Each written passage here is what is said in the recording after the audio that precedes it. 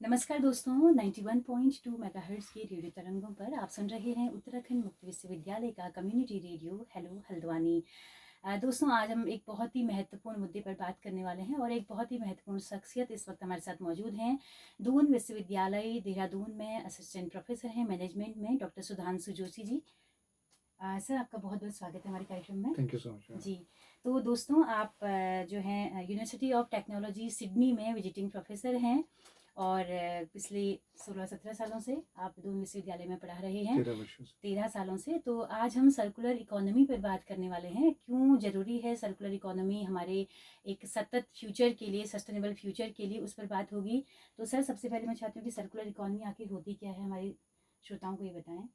देखिए, circular economy as definition हमारा, अगर मैं उसको डिफाइन करूं तो ये तीन पिलर्स पे बेस्ड है। एक तो एलिमिनेटिंग वेस्ट, वेस्ट को रिड्यूस करना। दूसरा है रीपर्पस करना गुड्स और सर्विसेज को जी। और तीसरा है मटेरियल को रिसाइकिल करना। तो जैसे हम जानते हैं कि पूरा समस्त विश्व, यूनाइटेड नेशंस, जितने भी हमारे पास डेवलपमेंट ब्लॉक्स हैं, वो बार बार चिंतित हैं कि हमारा जो प्लानट है वो सस्टेनेबल है या नहीं। और प्लानट के सस्टेनेबिलिटी में वेस्ट एक बहुत बड़ी बात है। तो वेस्ट को एलिमिनेट करना, waste could be plastic waste, waste could be packaging में आप काफ़ी यूज़ करते हैं, वेस्ट वहाँ से भी आता है। इंडस्ट्रियल वेस्ट होता है और डोमेस्टिक वेस्ट भी होता है, बायोडिग्रेडेबल होता है, नॉन बायोडिग्रेडेबल भी होता है। तो ये सारे वेस्ट को एलिमिनेट करना पहला पर्पस है। दूसरा है कि हम गुड्स एंड सर्विसेज को कैसे रीपर्पस कर सकते हैं। जैसे किसी भी ऑलरेडी यूज़ किए हुए किसी वस्तु को रीडिफाइन करना, उसकी रिफर्बिशिंग करना, उसमें मरम्मत करके उसको फिर नए तरह से प्रोड्यूस करके नए तरह से मार्केट में बेचना, पेश करना, ये रिपर्पसिंग कहलाता है। जी। और तीसरा है रिसाइकलिंग। जी। कैसे हम उस प्रोडक्ट को एक नई इकोनॉमी में डाल सकते हैं, उसको रिसाइकिल कर सकते हैं। जैसे यूज कार्स को कैसे रिसाइकिल कर सकते हैं हम लोग, या यूज बाइक्स को कैसे कर सकते हैं, कोई भी मटेरियल जो हम लोग किसी न किसी फॉर्म में राइट अगेन रीपर्पस करके उसको किसी और पर्पस में यूज़ कर पाएँ, दैट इज रिसाइकलिंग। तो सर्कुलर इकोनॉमी एक पूरा प्रोसेस को जन्म देता है, एक नया डिसिप्लिन बन चुका है अब। और सस्टेनेबिलिटी के जो एसडीजी गोल्स हैं, यूनाइटेड नेशन के 17 गोल्स हैं, उनको असेस करता है। और कई सारे देशों ने अपनी सर्कुलर इकोनॉमी पॉलिसी बना डाली है। और मार्क आर्थर फाउंडेशन है, उसने अपने कुछ फ्रेमवर्क्स बनाए हैं जिसके बेस पे कंपनीज और कंट्रीज काम करेंगी सर्कुलरिटी को ध्यान में रखते हुए, ताकि ये तीनों पर्पसेस मीट आउट हो सके, तीनों पिलर्स सेटिस्फाई हो सके। जी, तो भारत में काम हो रहा है, इस पे कोई पॉलिसी बनी हाँ, है? अभी भारत में कॉर्पोरेट्स बहुत क्लियर हैं इस बात को लेके कि उनको अपने सस्टेनेबल एम्स अचीव करने हैं, एक सोशल रिस्पॉन्सिबिलिटी के तहत भी। और अब ईएसजी रिपोर्टिंग कंपलसरी हो गई है। उसका मतलब है एनवायरमेंटल जो हमारे कंसर्न्स हैं एज ए कंपनी, हम उसके बारे में अपने शेयर होल्डर्स को बताएं। तो और दूसरा ये बात भी बड़ी इंपॉर्टेंट है समझना यहाँ पे कि हर प्रोडक्ट में ना एक अपनी इकोनॉमी बची होती है यूज़ होने के बाद भी, जिसको end of the life, after end of the life बोला जाता है। तो जैसे मान लीजिए, जैसे मैं बार बार, जैसे माइक है, तो माइक एक ही कंपोनेंट से नहीं बना है, मल्टीपल कंपोनेंट से बना है। तो जब इसका उपयोग ख़त्म हो जाएगा, इसकी लाइफ स्पैन ख़त्म हो जाएगा, तब भी ये किसी न किसी फॉर्म में इस्तेमाल हो सकता है। जिन कंपनीज ने माइक बनाया होगा, फॉर एग्जांपल जैसे स्टूडियो में माइक है, तो इसके डिफरेंट कंपोनेंट्स में तोड़ने के बाद, यूजेज के बाद भी इसको वो कई तरह से इससे प्रॉफिट कमा सकते हैं। तो ये बात बिजनेस फर्म्स को समझ में आ गई है और वो सर्कुलर इकोनॉमी को अडॉप्ट करके अपने प्रोडक्ट्स की लाइफ के बाद भी, कस्टमर से वापस लेने के बाद भी उसका इस्तेमाल करें। मैं एक और एग्जांपल लेना चाहूँगा यहाँ पे। एप्पल वॉचेस जो हैं, जैसे Apple is one of the frame very renowned company. हम लोग उनके आईफोन यूज़ करते हैं, उसकी वॉचेस यूज़ करते हैं। तो होता क्या है कि ट्रेंडी प्रोडक्ट होने की वजह से नॉर्मली कस्टमर नए वर्जन्स खरीदता है, पुराने वर्जन्स को वो छोड़ देता है। तो फिर भी उसकी वैल्यू रहती है। जैसे मान लीजिए अमेरिकन कस्टमर से, इंडियन कस्टमर ने जो आपने पूछा, तो जो उनके यूज प्रोडक्ट हैं जिसकी उन्हें वैल्यू नहीं लगती है, कंपनी उन्हें वापस ले लेती है और उनको दोबारा से पैक करके जो फोर्थ नेशन कंट्रीज हैं जैसे अफ्रीका है, ब्राज़ील है, वहाँ बेचती है, तो तीसरी राइट। दुनिया के देश शामिल नहीं है इसमें? हाँ, अच्छा, इससे तो जो तीसरी गरीब और देश चौथी हैं, दुनिया के तीसरी और देश। चौथी दुनिया के देश हैं, हाँ, बांग्लादेश फॉर एग्जांपल, नेपाल, हाँ। जहाँ पे आपके पर कैपिटा इनकम या परचेजिंग कैपेसिटी कम होती है, वहाँ बेचते हैं, वहाँ भी तो मार्केट है इसकी, क्योंकि प्रोडक्ट तो अभी भी चल रहा है, बिल्कुल। तो रीपर्पसिंग बोलते हैं उसे। तो सर्कुलैरिटी का एक छोटा सा एग्जांपल है ये। या आप ये मान के चलिए कि कोई बहुत बड़ा इक्विपमेंट जो कोई बड़ी public sector, xerox copy machine की बात करते हैं, तो जीरोक्स कॉपी मशीन के यूजेज के बाद नॉर्मली बड़ी कंपनीज उसे सेल आउट कर देती हैं, छोटे छोटे जो सप्लायर्स हैं खरीद लेते हैं उसको, तो उसके टूट फूट को मरम्मत करने के बाद उसको वो बेच देते हैं पैकेट करके। तो ये तो बहुत पहले से चला आ रहा था, पर इसको अब नए सिरे से शुरू करा है। कई कंपनीज बड़ी कंसर्न है इस बात को लेके, कस्टमर्स को, क्योंकि वही कस्टमर्स की श्रेणियाँ जिसको हम कस्टमर सेगमेंटेशन बोलते हैं, कई कस्टमर ऐसे होते हैं जो बड़ी वैल्यू का प्रोडक्ट नहीं ले सकते हैं, वही कंपनी अपने उन कस्टमर्स को कैटर करने के लिए, जैसे एप्पल का एग्जांपल लिया मैंने, उन कस्टमर को कैटर करके अपनी मार्केट डेवलप कर रही हैं। तो सब कुछ सर्कुलर हो रहा है आज की डेट में। ओके, तो सर ये कंपनियां क्या स्पेशली इसी काम को कर रही हैं? नहीं, अपने कोर बिजनेस को तो वो कर ही रही हैं, उसके साथ में ये कर रही हैं। हाँ, तो अपनी एनर्जी और रिसोर्स ना वेस्ट करते हुए वो कई ऐसे सप्लायर्स को एंगेज कर देते हैं जो वेस्ट मैनेजमेंट का काम करते हैं, या प्रोडक्ट को रीडिफाइन करने का काम करते हैं। पर्पस ये है कि हमारा ज़्यादा से ज़्यादा प्रोडक्ट खरीदा जाए मार्केट में, हमारा सो कॉल्ड प्रॉफिट बना रहे, इसमें वैल्यू क्रिएट हो हमारी। तो सर कितना काम हो रहा है इसमें इंडिया, मतलब हमारे भारतवर्ष में, क्योंकि हम लोग विश्व की सबसे बड़ी आबादी हैं, तो हम वेस्ट भी सबसे ज़्यादा जनरेट कर रहे हैं, अंडरस्टूड सी बात है, चाहे वो इंडस्ट्रियल वेस्ट हो या हाउस होल्ड वेस्ट हो। तो वेस्ट मैनेजमेंट में सर्कुलैरिटी का बहुत बड़ा कंसर्न बनता है, और जो कंपनीज वेस्ट मैनेज कर रही हैं, जो एग्रीगेटर्स बोलते हैं उन्हें, वो इससे काफ़ी बड़ी आमदनी कर रही हैं। जैसे एक कबाड़ी वाले की आमदनी बहुत होती है, तो ये कंपनीज कूड़े से लाखों कमाए जा सकते हैं। तो कई सारे स्टार्टअप्स हो रहे हैं यहाँ पे, कई सारे यूनिकॉर्न्स बने हैं विदेशों में, अब इंडिया में भी इसको लेके कई सारी कंपनीज टेक्नोलॉजी बेस्ड आइडेंटिफिकेशन कर रही हैं कि कूड़ा कहाँ पे, मेटेलिक कूड़ा स्पेशली, जिसको हम लोग WEE बोलते हैं, जो कि इलेक्ट्रिकल इलेक्ट्रॉनिक वेस्ट है, उसका मैनेजमेंट कर रही हैं कंपनीज, और ये तो अपना $1 मिलियन बिजनेस भी हो गया है अब। तो ये वैल्यू क्रिएट करता है, और फर्म्स को ये बात समझ में आती है, and they are into waste management. के अलावा जो बात समझ में आती है वो ये है कि वेस्ट में ही डिफरेंट पर्सपेक्टिव मैं बताता हूँ आपको। जैसे फूड वेस्ट है, तो हम लोग ये मान के चलते हैं कि भारत टॉप 3 देशों में आता है जो फूड बहुत वेस्ट करता है, खाना खाता कम है, बर्बाद ज़्यादा करता है। तो से लेकर हाँ, होटल्स में, घरों में भी कूड़ा, तो ऐसे में इसको रीपर्पस किया जाता है। जैसे मान लीजिए किसी बड़े होटल में, 5 स्टार होटल में खाना वेस्ट हुआ, तो उसको दोबारा से पैक करके किसी ऑर्फनेज में भेजा जाता है, या किसी झुग्गी झोपड़ियों में उसको फर्दर डिस्ट्रीब्यूट किया जाता है। तो उस तरह से होटल अपनी CSR भी कर रही हैं, कॉर्पोरेट रिस्पॉन्सिबिलिटीज भी पूरी कर रही हैं, और साथ साथ किसी भूखे का पेट भी भर रहे हैं। वैसे विभिन्न एग्जाम्पल हैं जिसको हम देख सकते हैं। या खेतों में जो वेस्ट जनरेट होता है, जैसे हाँ, उसको भी रिपर्पस किया जाता है। जैसे आपको पता है कि पराली का इस्तेमाल चारे में होता था, अब पराली का इस्तेमाल फर्टिलाइजर्स बनाने में हो रहा है, तो पॉल्यूशन बहुत हो रहा है जो, हाँ, अगर उसको डायरेक्टली जला दिया जाता था तो पॉल्यूशन बहुत होता था। तो सरकार भी अपने कई सारे इंसेंटिव्स दे रही है कि तुम जलाओ मत, उसका इस्तेमाल किसी दूसरे उद्योग को फर्टिलाइजर बनाने के लिए कर दो, या फिर उसका इस्तेमाल किसी और उपयोग में हो। वो भी सर्कुलर इकोनॉमी है, यानी हम उस हैबिट को कर रहे थे बहुत पहले से। ये काम तो बहुत पहले से हो रहा था। घरों में ही आपने देखा होगा कि बड़े भाई के कपड़े जो कि एज और उम्र में और कद काठी में बड़ा है, उसके बाद छोटा भाई पहनता था, फिर छोटी बहन पहनती थी, फिर कजन पहन रहे हैं, फिर बिल्कुल, मतलब 4-5 पीढ़ियों तक तो जाते ही हैं। हाँ, और लास्ट में वो पोछा बन जाता था उसका। तो ये भी सर्कुलर इकोनॉमी है। तो सर्कुलर इकोनॉमी एक सब्जेक्ट की तरह, क्योंकि हम लोग तो सर ये थोड़ा कॉन्ट्राडिक्टरी मुझे ये लग रहा है ना, कि जैसे बाजार है, इन चीजों को बाजार ने ही खत्म किया। हाँ, ये आर्टिफिशियली, अब आप देखिए ना, और बाजार ही आज इसकी चिंता कर रहा है कि बिल्कुल सही बात है, बिल्कुल सही बात है। जैसे आप ये समझिए कि आप, जैसे आप हल्द्वानी में ही निकलेंगे बाहर, तो शॉपिंग प्लाजा में लिवाइस में 40% डिस्काउंट, ठीक है, कुटन्स में इतना डिस्काउंट, तो आप सस्ते कपड़े मिल रहे हैं, कपड़ों से सब तो लोगों वार्डरोब्स भरी हुई है, और के वार्डरोब्स उतना आप यूज भी नहीं कर पाते हो। और वो एजिंग होने अब की तो वजह से वार्डरोब आप सेल पे भी देने लग गए हैं लोग, हाँ, तो रीसेल कर रहे हैं। ये भी सर्कुलरिटी किराए है। पे दे रहे हैं। पर इम्पोर्टेंट पॉइंट ये है कि यहाँ पे जो उपभोक्तावाद बना है, जो कस्टमर कंज्यूमरिज्म डेवलप किया गया, फर्म्स को तो अपना प्रॉफिट साइड देखना था। बिल्कुल। कंज्यूमर कॉन्शियसनेस खो बैठा और उसने कोशिश ये करी कि वो अपनी डिस्पोजेबल इनकम को इस तरह से यूज़ करे। पर आप एक वेस्ट जनरेट कर रहे हैं, जो चीज़ यूज़ नहीं हो रही है उसको वेस्ट कहा जाता है। तो घरों में जो वार्डरोब भरे हैं आपके, जिसमें वो उपयोगी कपड़े किसी और के काम आ सकते थे, उनको आप निकालिए बाहर। जैसे मुझे याद है जब मैं बचपन में, हमारी माता जी जब कपड़ा घिस जाता था वो बर्तन वाली को दे देती थी, बदले में कटोरे मिल जाते थे।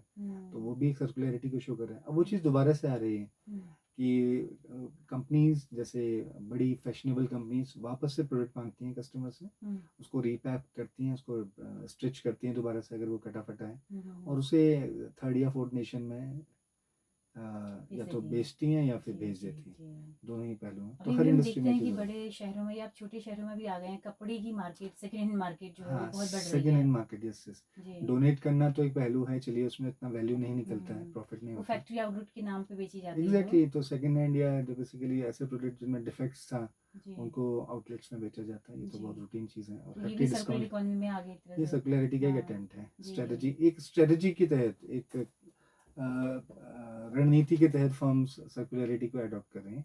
क्योंकि देखिए फर्म्स तो कमर्शियल बिजनेस कर रहे हैं, वो तभी किसी चीज़ को अवेल करेंगी जब उन्हें उसमें वैल्यू दिखेगी, बिजनेस दिखेगा, पैसा दिखेगा।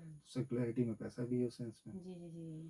ये वाली चीज़ है। तो कल के दिन पता लगा कि रिलायंस या अंबानी अडानी ग्रुप्स जो है वो इसमें से दे आर इनटू असर कर जो रहे हैं। पेंटलून है, जी। पेंटलून में बेसिकली आपके Pantaloon has started circular economy, है अच्छा। ना।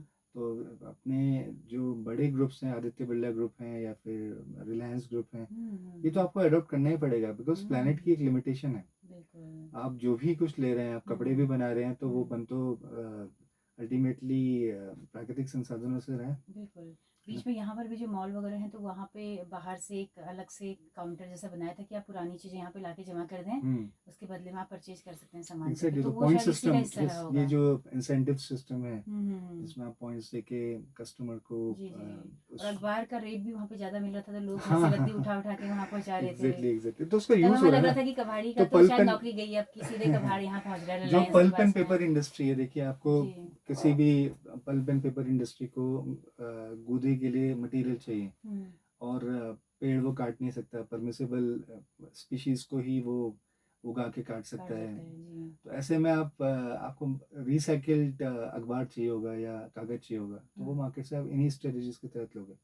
तो ये मैं यही कहना चाह रहा हूँ कि स्ट्रेटेजिकली सर्कुलर इकोनॉमी को बहुत पहले अडॉप्ट कर लिया गया था। अब धीरे धीरे जार्गन या वर्ड फेमस हो रहा है, तो अब इसे सिलेबस में पढ़ाया जा रहा है, लोग बात कर रहे हैं इस बारे में, आर्टिकल्स लिखे जा रहे हैं, इस पर पॉलिसीज बन रही हैं, गवर्नमेंट इसको इन्फोर्स कर रही है।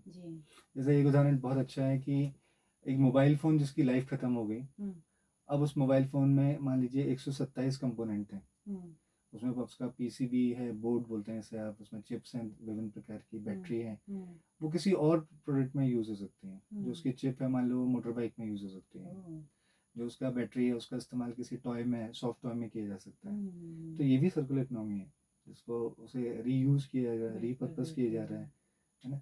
तो सर्कुलरिटी तो फर्म्स बहुत पहले से यूज़ करी थी, बट इसको सर बाकी देश इसमें कब से काम करना सीरियसली शुरू कर चुके थे? यूरोपियन कंट्रीज ने बहुत सीरियसली लिया इसे, जो मैं मार्क आउटरन फाउंडेशन की बात कर रहा हूँ। जी। और जो डेवलप्ड कंट्रीज़ हैं इंक्लूडिंग चाइना, या चाइना को मैं डेवलप्ड कंट्री बोल रहा हूँ यहाँ पे, यूएस, यूके, ये बहुत अर्ली एडेप्टर्स हैं जो सर्कुलर इकोनॉमिक प्रैक्टिसेस को अडॉप्ट कर रहे हैं। तो वहाँ पे पर्यावरणीय असर उसके दिख रहे हैं फिर कि हाँ, कबाड़ पर्यावरण कम तो हो वहाँ रहा है? कंसर्न बन चुका था ना, जब उन्होंने एक्सट्रीम एक्सप्लॉइट कर दिया पर्यावरण को, तो you have to get back to the nature again. तो ऐसे में अपने फॉल्ट्स को करेक्ट करने के लिए उन्होंने रिसाइकलिंग को एक अच्छा जरिया समझा, उसको यूज़ करना शुरू कर दिया। जी। सर रिसाइकलिंग के बजाय अगर हम पहला प्राथमिकता में ये सोचते कि हम पैकेजिंग में कम से कम प्लास्टिक यूज करें, तो क्या उस दिशा में कुछ सोचा जा रहा है? क्योंकि कागज़ की पैकेजिंग क्या हो रही है? मेरे समझ में जो सबसे इम्पोर्टेंट पर्सपेक्टिव है वो ये पैकेजिंग इंडस्ट्री है ही। जब प्लास्टिक आया था, जैसे मैं कोल्ड ड्रिंक या फूड एंड बेवरेजेस इंडस्ट्री की बात करूं, पहले हम लोग एम्प्टी बॉटल्स यूज़ करते थे। एम्प्टी बॉटल मतलब कांच की बॉटल्स। अब फिर पेट बॉटल्स ने उसे रिप्लेस कर दिया, और पेट बॉटल्स हम लोग शुरू में रीयूज़ करते थे, पर उनका उपभोग इतना हो गया कि घर में आप कितनी सारी बॉटल्स लाओगे, रोज आप 10 बॉटल्स कोल्ड ड्रिंक पी रहे हो, आप उसको फ्रिज में अगर यूज करते हो कितना पानी है? रखने के लिए, तो कितनी बॉटल्स रख लोगे, फ्रिज की भी कैपेसिटी है। हम्म, तो वो जो आप यूज नहीं कर रहे हो वेस्ट हो गया। हम्म। मान लीजिए आपने 10 बॉटल कोल्ड ड्रिंक पी, आप 2 बॉटल तो फ्रिज में आपने और पानी वाटर की। बॉटल वैसे ही तरह-तरह की बहुत सारी आ रही है, हाँ, लोग उसके वाटर अलावा बॉटल रखना ऑप्शन पसंद भी है, करते हैं। तो हाँ। क्योंकि आपकी इनकम बढ़ गई है ना, तो आप हुँ, लग्जरी पालोगे, बिल्कुल। लग्जरी रखोगे। तो ऐसे में अब क्या हुआ, धीरे-धीरे करके इन कंपनीज़ पे जब प्रेशर आया है, इनको ओनर्स ओन रिस्पॉन्सिबिलिटी या सप्लायर की रिस्पॉन्सिबिलिटी के तहत लॉज बने हैं हुँ, कि आपकी ज़िम्मेदारी है, आपकी अगर आप कुछ वाटर बॉटल क्रिएट कर रहे हो एज अ सप्लायर, हुँ, तो आपको उसका ट्रीटमेंट भी मार्केट से वापस लेके करना पड़ेगा। हुँ, तो अब ऐसी दिशा में फर्म्स के ऊपर, सप्लायर्स के ऊपर प्रेशर आ गया है, और धीरे-धीरे करके वापस से we are back to the where we started from. Companies ने धीरे-धीरे करके अब प्लास्टिक छोड़ना शुरू कर दिया है because of pressure and hefty penalty. जी। और आप देख रहे होंगे दूसरा पहलू जो बहुत बेसिक समझने वाला है कि उत्तराखंड तो खुद अपना में देवभूमि है, तो जो हरिद्वार, ऋषिकेश या देहरादून या आपका हल्द्वानी, जहाँ भी यात्रियों का सीज़न रहता है, रात्रि मूवमेंट रहता है, वहाँ सिंगल यूज़ प्लास्टिक बैन कर दिया गया है। जी। तो गवर्नमेंट भी अपनी ड्यूटी समझ रहा है, कुछ लोग इंटेंशनली करते हैं कि वो पर्यावरण को बचाना चाहते हैं, जी, जी। वो झोला लेके जाते हैं। तो ये बिल्कुल आपने सही बोला कि पैकेजिंग इंडस्ट्री को थोड़ा कंसर्न्स। हुँ, अब उसमें ये हो सकता है क्योंकि बिना पैकेजिंग के तो मटेरियल सेफ नहीं है, जब उसे आप एक जगह से दूसरी जगह भेजेंगे, बिल्कुल, बिल्कुल। तो आपको मोड चेंज कर देना चाहिए। Instead of using hardcore plastic, बहुत फॉर्म के होते हैं प्लास्टिक, बिल्कुल। तो आपको ऐसा कोई अल्टरनेटिव या सब्स्टिट्यूट ढूंढना चाहिए जो जी, या तो जैसे चिप्स। बायोडिग्रेडेबल हो, जी। वो माइक्रोप्लास्टिक ना हो, ऐसी एक धातु या ऐसी वस्तु का बना हो हुँ, जिसको सॉइल में जो डिजॉल्व हो जाए, हुँ, जिसमें कागज का उपयोग किया जाए। लेकिन वो फिर कॉस्टली पड़ेगा। हाँ, तो उसको वो कॉस्ट को मर्ज करेगा ना, हुँ, जो उसकी एमआरपी में एक तरह एमआरपी से में मर्ज मर्ज करेगा। करेंगे। प्रॉफिट तो कमा ही रही है, जी। जैसे कोल्ड ड्रिंक अपने कार्बोनेटेड पानी है, हुँ, तो उसमें मतलब 98% प्रॉफिट है, ओह! 2% पानी है, बाकी तो सिर्फ हवा भरी है उसमें। हुँ, सॉरी, 98% पानी है, बाकी तो सिर्फ 2% ही 2% उसके है अंदर केमिकल, बाकी कलर केमिकल वलर जो भी कलर है, वगैरह। तो ऐसे में प्रॉफिट हाई होने की वजह से पैकेजिंग फर्म को खुद की रिस्पॉन्सिबिलिटी समझनी लेनी चाहिए। पड़ेगी। जैसे और चिप्स, कुरकुरे, तमाम सारी जो चीज़ें हैं, जो वही डेली माइक्रो बच्चे प्लास्टिक खाते जनरेट हैं, करते हैं, हाँ हाँ, जी। तो ये सब फिर नालियों में जा रहा है। हाँ, ये माइक्रो प्लास्टिक है, आस-पास, अगर हाँ। इनको हम किसी फॉर्म में सॉइल में डिस्पोज ऑफ भी करें, डिस्पोज नहीं होता है, लाखों साल लगते हैं, आपको पता है। हुँ, तो ऐसे में माइक्रो प्लास्टिक एक बहुत बड़ा कंसर्न है, पन्नियाँ जो हम यूज़ करते हैं हुँ, या पैकेजिंग मटेरियल यूज़ करें, तो अब पैकेजिंग इंडस्ट्री को थोड़ा सा सोचना है। एफएमसीजी कंपनीज के स्पेशली पर्सपेक्टिव से जी, सोचना पड़ेगा, जी, और गवर्नमेंट को उसमें लगातार पेनल्टी लानी चाहिए, एनफोर्समेंट करना चाहिए इसको लेके। जी, जी। और मेरे ख्याल से ये एक कोलैबोरेटिव एक्सरसाइज है, जिसमें society, consumers, producers, suppliers, government सब मिलके काम कर रहे हैं। जी। और उसमें शिक्षकों का या यूनिवर्सिटीज़ या कॉलेजेस और इंस्टीट्यूशंस का बहुत बड़ा रोल है, हुँ, क्योंकि वही उन्हीं, और आपके जैसे जो अपना रेडियो चैनल बिल्कुल, चला रहे हैं, कम्युनिटी बिल्कुल। रेडियो, वो भी एक तरह से जागरूकता फैला रहे हैं लोगों में। जी, और plastic should be ban in every form. और वेस्ट तो सिर्फ प्लास्टिक नहीं, बहुत तरीके से होता है। हुँ, ओशियन वेस्ट एक बहुत बड़ा प्रॉब्लम है। हुँ, आपको पता ही है कि पूरा विश्व पानी से घिरा हुआ है, पानी हुँ, सबसे बड़ा संसाधन है, जी, ओशियन सबसे बड़ा सोर्स है इसका।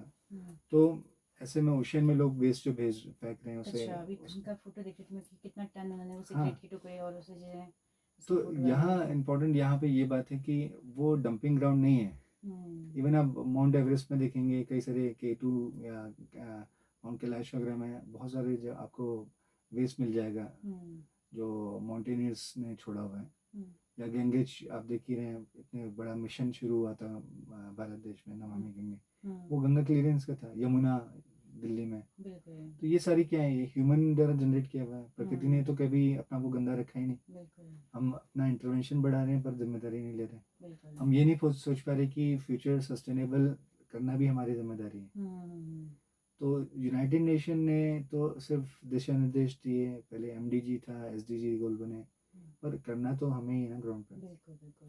तो सर ये एकदम लोकल स्तर पे सर्कुलर इकोनॉमी को लेकर हम क्या-क्या कर सकते हैं? छोटे मेरे ख्याल उद्योग से हैं। We should have policy at city level hmm, before state government should take the lead बिल्कुल। एंड दे शुड मतलब कम आउट इवन विद नगर दिस। निगम तक को उसमें पहल करके हाँ, कुछ न कुछ नगर ये करना लोग चाहिए। ऐसा नहीं है कि नगर निगम या नगर पालिका नहीं करते हैं, hmm, they are into that thing, they have a different पूरी वर्क फोर्स है इस काम के लिए। बट ये है कि पार्टिसिपेटरी अप्रोच स्टेक होल्डर्स के एंड से आनी चाहिए, सिटीजन्स के एंड से आनी चाहिए। तो गवर्नमेंट को अब थोड़ा सा इसमें अपना रोल थोड़ा हार्ड करना पड़ेगा, पेनल्टीज इम्पोज करनी चाहिए बिल्कुल बिल्कुल। और लॉज बनाने चाहिए। और स्कूल में सेंसिटाइजेशन होना चाहिए बच्चों का, कॉलेजेस में होना चाहिए टीचर्स द्वारा, और साथ साथ बिहेवियर में देखना चाहिए, है ना। तो ये बड़ा बीच ज़रूरी। में किसी एनजीओ ने किताबें जो होती हैं इकट्ठा करके एक जगह पे फ्री ऑफ कॉस्ट ऐसे लगाई थी पेड़ के चारों तरफ, हाँ तो ताकि किताबें लोगों को दोबारा ना खरीदनी पड़े, जो जी वो शायद लोगों से इकट्ठा की गई होंगी, हाँ वो भी रिसाइकलिंग मतलब जैसे रीयूज सर्कुलर बिल्कुल इकोनॉमी का बिल्कुल। हिस्सा हो गया। तो सर्कुलर इकोनॉमी ने ना आपके कई सारे बेनिफिट्स भी दिए हैं आपको। हम्म, जैसे इकोनॉमिक बेनिफिट है आपको जी। कि आप रिपर्पसिंग करके उसमें से प्रॉफिट निकाल सकते हैं, हम्म, जॉब क्रिएशन हो रही है। हम्म, आपको जैसे हमारे देहरादून में वेस्ट वॉरियर करके एक एनजीओ है, अच्छा। तो वेस्ट कलेक्ट करती है from household, hmm, waste from the source करती है, उसको सेग्रीगेट करती है, उसको अल्टीमेटली तो उस एनजीओ में जितने नवयुवक और युवतियाँ जुड़ी हुई हैं उनके लिए अपना एक नया एवेन्यू है, हम्म, और उसको बेच के जो वेस्ट बेचते हैं वो लोग, उससे उनको पर्क्स मिलते हैं। तो ये तो मैं आपको एक सोशल साइड बता रहा हूँ, बट ये जी कि फर्म्स ने इससे प्रॉफिट भी लिया है, जॉब क्रिएशन भी है, जी। स्पेशलाइज कोर्स पढ़ाए जाते हैं वेस्ट मैनेजमेंट पे। हम्म, और इसमें मुझे जो लगता है वो मल्टीपल रिसर्चेस की भी रिक्वायरमेंट है, हम्म, शोध लगातार होना चाहिए इसमें, स्पेशली जो हम मटेरियल यूज़ कर रहे हैं पैकेजिंग को लेके, हम्म, या रिसाइकलिंग के क्या क्या प्रोसेसेस हो सकते हैं, लोगों को पता भी नहीं है, तभी तो वेस्ट ज़्यादा हो रहा है। हम्म, या हॉस्पिटल्स में भी आप देखिएगा कितना वैक्सीन, जब कोविड-19 था बिल्कुल। तो सिरिंजेस यूज़ हो रही थी, मास्क यूज़ हो रहे थे, हम्म, राइट, हैंड ग्लव्स यूज़ हो रहे थे, वो सारे हम डंप कर रहे थे, उसमें प्लास्टिक कंपोनेंट सब में था, हम्म, उसका कोई ट्रीटमेंट नहीं हुआ। तो ये प्रोड्यूसर यानी कि जो प्रोड्यूस कर रहा है वेस्ट को, उसकी रिस्पॉन्सिबिलिटी है, जी हॉस्पिटल्स की रिस्पॉन्सिबिलिटी थी, जी पर जी। बल्क में क्योंकि जानें बचानी थी तो प्रायोरिटी जान बचाना था, वेस्ट मैनेजमेंट नहीं था। बिल्कुल। पर आप देखेंगे कि वेस्ट आपने नेगलेक्ट किया तो कितना बड़ा पूल क्रिएट हुआ है। दिल्ली जी जाते हैं तो पूरा कूड़े का पहाड़ दिखाई देता है आपको। बिल्कुल बिल्कुल तो बिल्कुल। उत्तराखंड बहुत दूर नहीं है, जी, तो जो बहुत मतलब सीरियस होकर सोचने की ज़रूरत बहुत है, ज़्यादा और बहुत सीरियस होने देर हो की। चुके हैं, मतलब जल्दी में चीज़ें होनी बिल्कुल चाहिए। बिल्कुल, अब तो अपने क्लाइमेट चेंज आप देख ही रहे हो, उसमें वेस्ट का बहुत बड़ा कंट्रीब्यूशन है। हम्म, तो ये सारी चीज़ें आपस में जुड़ी हुई हैं, जो भी इस समय हम लोग परिवर्तन देख रहे हैं, वायु जी परिवर्तन एंड जी। सर जलवायु पैकेजिंग का परिवर्तन। अगर बात करें, पैकेजिंग इंडस्ट्री का, तो यूरोप और बाकी जो विकसित देश हैं वहाँ पे क्या पैकेजिंग ऐसी चीज़ों में होती है कि जो सॉइल में डिजॉल्व हो जाते हैं? हाँ, बहुत सारी फर्म्स ने छोटे छोटे इनोवेशंस किए हैं, जैसे लिवाइस ने जीन्स बनाई जो कि सिर्फ 1 लीटर पानी लेती है धुलने के लिए। अच्छा। और उसने ऐसे जूते बनाए जो, एडिडास ने ऐसे जूते बनाए जो ओशन वेस्ट से बना हुआ है। Oh wow. तो वेस्ट को कलेक्ट किया, उसको सब just to create a establishment, just to जी create a sample to the whole world, जी जी जी ये जी चीज़ ऐसे हो रही है तो तुम्हें भी करनी चाहिए। जी जी। तो ये ऑब्वियसली इन कंपनीज के पास R&D के लिए काफ़ी पैसा है, हम्म, पर ऐसे प्रोटोटाइप्स को हमें आगे बढ़कर एक्सेप्ट करना चाहिए, और अपनी अपनी इंडस्ट्रीज़ में, चाहे वो स्मॉल स्केल कंपनीज हो या बड़ी कंपनीज हो, उन्हें सर्कुलर प्रैक्टिसेस करनी चाहिए किसी न किसी फॉर्म में। जो सर्कुलर इकोनॉमी के 10 R या प्रिंसिपल्स हैं, जी। उनको अडॉप्ट करना चाहिए। सर क्या क्या है, अगर आप बताना चाहें हमारे लिसनर्स अ, को 10 आर? एक है रिसाइकिल, एक है रीयूज, एक है रिफर्बिश्ड, एक है रीजनरेशन, एक है आपका repurposing, recreation. The multiple, they keep on adding, right? So now, interestingly, it's more about circulating. So जो सोर्स है उससे सर्कुलेट किया जाए, इसको हम ऐसे समझते हैं कि हर जीवन के बाद भी मनुष्य का शरीर काम आता है, पंचतत्व में लीन हो जाता है। तो वैसे ही किसी वस्तु को, गुड्स को हम बना रहे हैं, उसका भी इस्तेमाल कई सारे लाइफ्स में हो सकता है, मल्टीपल लाइफ्स में।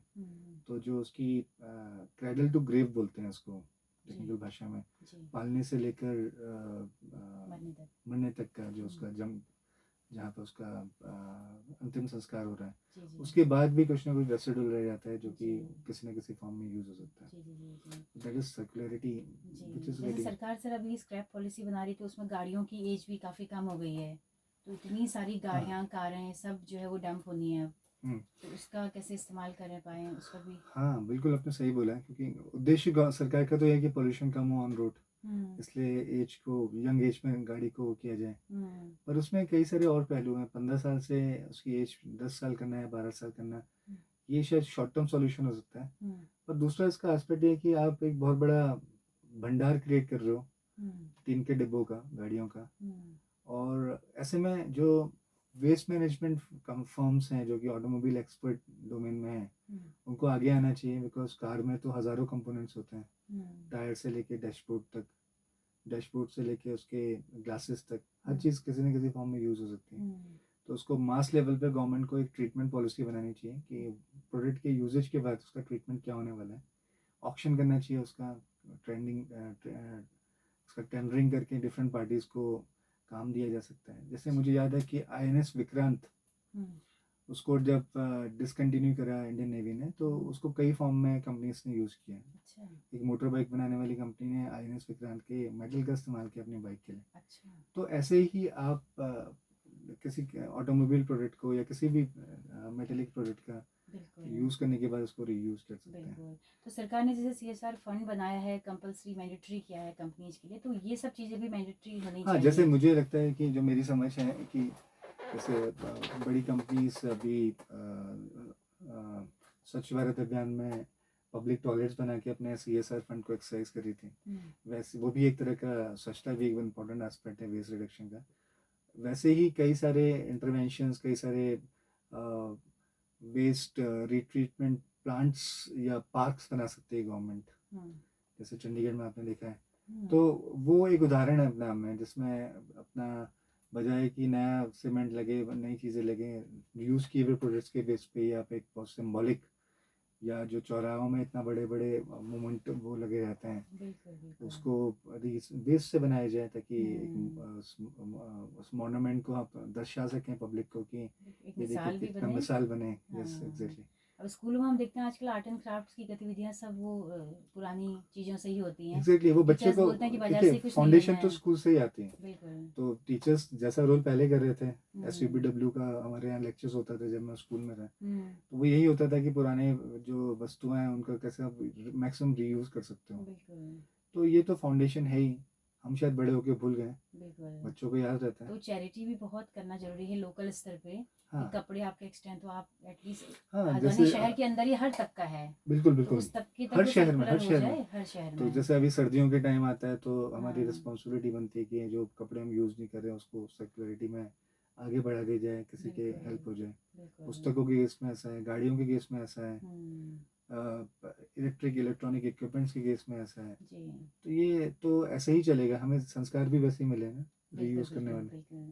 तो सर कुछ छूटा हो या कुछ और बताना हो हमारे तमाम लिसनर्स, मुझे कोई संदेश उनके लिए हो? एक इम्पोर्टेंट बात कहनी है उससे पहले कि हम लोग सोचते हैं कि हम सोर्स ऑफ एनर्जी चेंज करके सस्टेनेबिलिटी या अपने जीवन काल को बढ़ा लेंगे। पर अभी जैसे मैं आपसे बात कर रहा था रिकॉर्डिंग से पहले कि कैलिफोर्निया एक ऐसा शहर बन गया है जिसमें जो आपके सोलर पैनल्स हैं, जो अपनी लाइफ ख़त्म कर चुके हैं, उनका बड़ा एक जमघट इकट्ठा कर दिया गया है। अब वो अपना में खुद इलेक्ट्रॉनिक वेस्ट है। तो ऐसा कोई शॉर्ट टर्म सॉल्यूशन ना ले कोई भी गवर्नमेंट या कोई भी इंडिविजुअल जो अपेरेंटली ऐसा साउंड कर रहा है कि हमारे लिए सॉल्यूशन है और प्लानट को बचा लेगा। अब तो हमें ये समझना चाहिए कि वो जब उसकी खुद की लाइफ पूरी होगी तो क्या वो अपने आप में कोई वेस्ट ना बन जाए। तो मेरा तो यही कहना है जो हमें सुन रहे हैं इस समय उनके लिए कि ये एक हैबिट का पार्ट है, चाहे वो घरों में कूड़ा जैविक अजैविक को अलग करना हो या अपने किसी प्रोडक्ट को मैक्सिमम टाइम तक यूज़ करना हो, या आपको लगता है कि पुराने प्रोडक्ट को छोड़ के नया कोई मोबाइल फ़ोन लेना है या टैबलेट लेना है, तो उस टैबलेट का कोई दूसरा भी यूज़र होना चाहिए। तो ये डोनेट करना, इतनी जल्दी कंपनियां इतने फीचर ना बदलें, वो तो उनका काम है ना कस्टमर को इंस्टिगेट करना, एडवर्टाइज करना, मतलब कंपनियों पर भी कुछ लगाम हो। कंपनी पे तो वेस्ट मैनेजमेंट को लेकर वो कर सकते हैं, बिकॉज देखिए जो किसी का नेचर है, फर्म का नेचर है प्रॉफिट कमाना है, इसलिए वो नए प्रोडक्ट्स बना रहे हैं। कस्टमर का नेचर है प्रोडक्ट खरीदना, क्योंकि उसके पास डिस्पोजेबल नेचर है। अब कॉन्शियसनेस तो कस्टमर के एंड पे चाहिए ना, हम सारे कस्टमर हैं, कंज्यूमरिज्म का टाइम है। तो अगर हम नया कुछ चाहते हैं तो पुराने का भी हमारे पास एक विचार होना, सॉल्यूशन होना चाहिए, विचार होना चाहिए उसके लिए कि उसको एक लाइफ के बाद हम कहाँ रखेंगे। चाहे हम एक हॉस्पिटल हो जो वेस्ट जनरेट कर रहा है, चाहे हम एक एंड यूज़र हो जो कि अपना कोई मोबाइल फ़ोन या कोई भी ऐसा इक्विपमेंट लैपटॉप यूज़ कर रहा है फॉर एग्जाम्पल, तो हर चीज़ की एक लाइफ हो सकती है, किसी के लिए वो उपयोगी हो सकता है। बिल्कुल, तो बहुत ही महत्वपूर्ण चर्चा, बहुत ही महत्वपूर्ण, मुझे लग रहा है काफ़ी इम्पोर्टेंट है और ये हर व्यक्ति तक पहुंचनी चाहिए कि हम कैसे चीज़ों को इस्तेमाल कर सकते हैं दोबारा। चीज़ें लौट कर ही आती हैं जब हम भुगत चुके होते हैं, तो तब फिर हम लौट के अपनी पुरानी चीज़ों में आते हैं। तो पहली और दूसरी जो दुनिया के देश हैं वो इन चीज़ों को समझ चुके हैं, अब तीसरी और चौथी दुनिया के देशों की बारी है। तमाम सारे लोग हम जितना सारा कूड़ा इकट्ठा कर रहे हैं। तो सर बहुत बात हो चुकी है, बहुत कीमती वक्त आपने हमारे श्रोताओं के साथ बांटा, आपका बहुत बहुत शुक्रिया। थैंक यू सो मच जी जी जी। तो दोस्तों आप सबका भी बहुत बहुत शुक्रिया इस कार्यक्रम में अंत तक हमारे साथ बने रहने के लिए। अगर ये बातचीत पसंद आई हो तो अपना फीडबैक हमें ज़रूर दीजिएगा। जैसा कि हम बताते हैं कि हमारा रेडियो एक सामुदायिक रेडियो है जिसकी पहुंच रेडियो में केवल हल्द्वानी शहर तक है। लेकिन अगर आप दूर दराज पहाड़ों में या देश के किसी भी हिस्से में इस रेडियो को सुनना चाहते हैं तो हमारे यूट्यूब चैनल के जरिए आप इन कार्यक्रमों को सुन सकते हैं। हेलो हल्द्वानी नाम से हमारा यूट्यूब चैनल है, फेसबुक पेज है। आपके फीडबैक का बहुत बेसब्री से हमें इंतजार रहेगा। तो अपनी रेडियो मित्र सुनीता भास्कर को दीजिए इजाज़त। नमस्कार।